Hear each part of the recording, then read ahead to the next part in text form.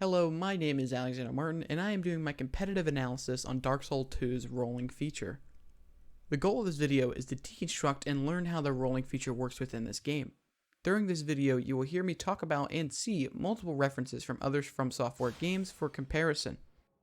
Dark Souls 2's rolling feature is one of From Software's most iconic game mechanics. We can see this rolling feature in most of From Software games from Demon's Souls and Bloodborne to their newest installment, Elden Ring. Now let's get to the feature itself. Let's first talk about player input and feedback. If the player would like to roll, they must input directional movement and then press the roll button, which is either B or circle on controller or spacebar on mouse and keyboard. The three main feedbacks telling the player that they are rolling would be the auditory cue, controller vibration if they are using a controller, and the animation itself. One of the main attributes that will affect the rolling feature is the player's equip load. This is seen throughout most, if not all, of From Software games. There are three equip loads: light, medium, and heavy. Each equip load has its own type of roll. Another thing to note is when the player rolls, they'll receive a thing called iframes mid-roll. If the players attack during their roll, the iframes will kick in and make them invulnerable for a certain amount of time. Iframe stands for invincibility frames. The first roll we will talk about is the light roll. The light roll is the faster and most versatile roll. It will allow the player to move and dodge fast, which will inevitably give the player more iframes. The only downside to using a light roll is it requires the player to have a light equip load.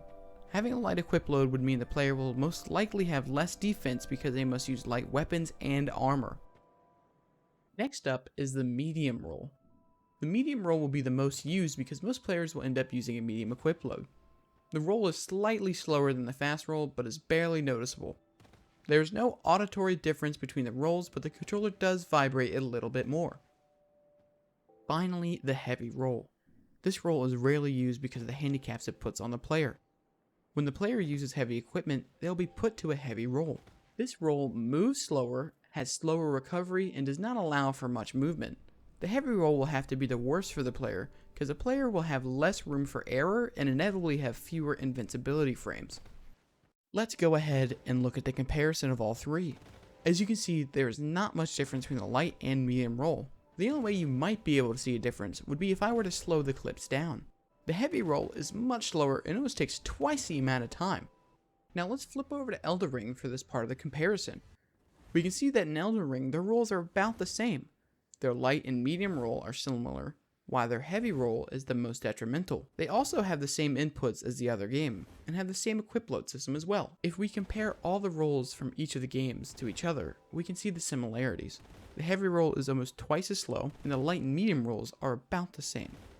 So after deconstructing this rolling feature, we can see the similarities to the Elden Ring rolling feature. This type of feature can be seen in multiple games. Games like Hades, Into the Gungeon, or even Legend of Zelda have very similar but different evading mechanics when compared to the From Software games. All of the games allow the player to roll or dash out of danger. So next time you play a game that allows the player to dodge or evade, try and think about how exactly the dodge works and compare it to the other games. You can also try to think about what's going on in the background on how you're not taking the damage. Kinda like From Software's invincibility frames you have mid-roll.